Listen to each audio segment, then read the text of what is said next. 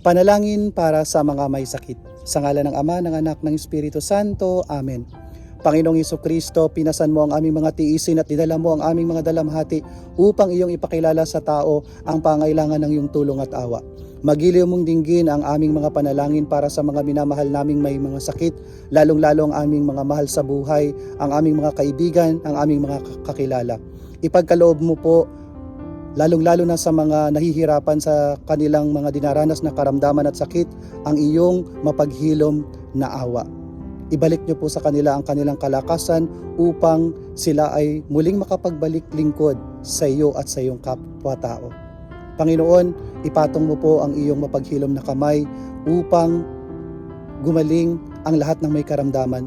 Itinataas po namin sa iyo ang lahat ng mga taong labis na naghihirap dahil sa kanilang sakit at karamdaman.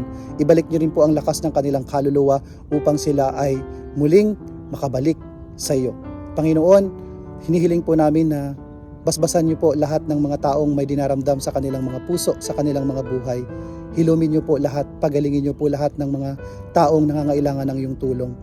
Ito po ay hinihiling namin sa pangalan ni Jesucristo na aming Panginoon ngayon at magpa sa walang hanggan, sa ngalan ng Ama, ng Anak, ng Espiritu Santo.